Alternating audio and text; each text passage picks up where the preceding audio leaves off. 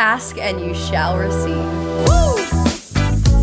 What's up, guys? Welcome back to my channel. Today we are talking about how to save money in our 20s. I got a ton of comments on my last video requesting that I do a more finance-based video, so I have a couple of them planned. This is just the first of 3 that I have planned out already. I feel like this is the year of hustle and getting our lives together, and obviously money is a huge part of that. So let's go ahead and get into my tips. So my first tip may seem obvious, but believe it or not many people follow it, and that is to spend less money than you make. Now you may be thinking, yeah, no duh, but it's just so easy to just keep spending and spending without realizing that you're even doing it. And then all of a sudden you're getting that text message from your bank account that's like, you only have $20 left. And that is not a good message. We are aiming to get none of those this year. Now, a great way to make sure that you are spending less than you make is to make a budget for yourself. The best way to start here is to differentiate between your needs, your wants, and your dreams. So needs are like paying rent, paying bills, buying groceries. Your wants are things like buying that new bag you've been looking at and going out to eat as often as you want to. And then dreams are something bigger, like maybe that big trip to Thailand that you want to take this year. So start by just figuring out what those things are. Make a list of every single bill you pay every single month.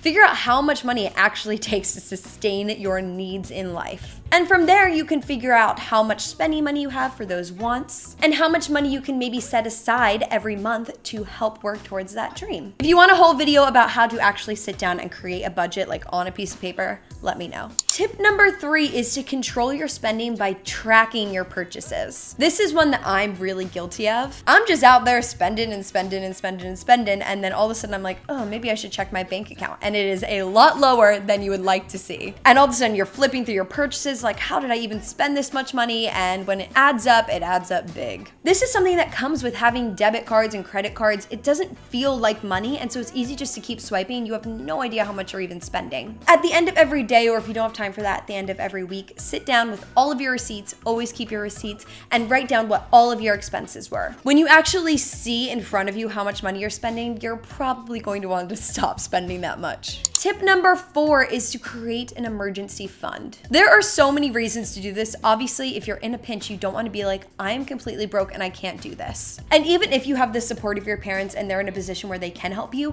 you want to have that emergency fund so that you never have to ask for your parents' help again. I was definitely there, especially even earlier in my 20s, where occasionally I would have to be like, guys, like I literally can't pay my rent. I need help. And there's nothing more embarrassing than having to admit that you can't take care of yourself when you really thought that you could. Luckily, it has been quite a long time since I've had to do that, but that is because I created this chunk of money that I just set aside. And the way I did that was just by setting goals for myself. My first goal was just to save $250, and then after that, I wanted to save $500, and then $1,000.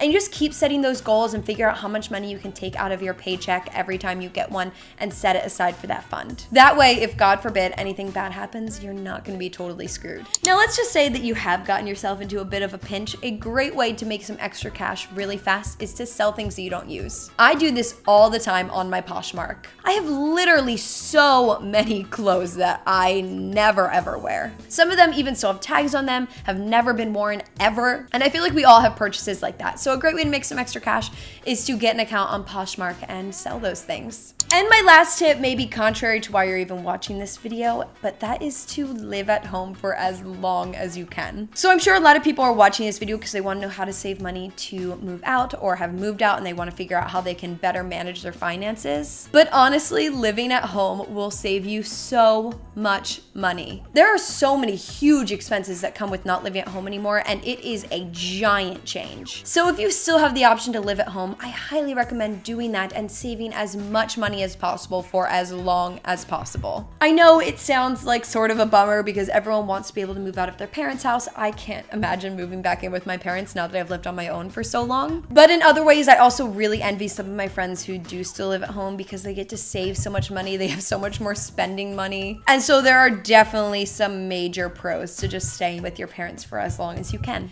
And there you have it. Those are all of my tips of how you can save money in your 20s. I hope that you guys enjoyed this video, and I'll see you in my next one. Bye!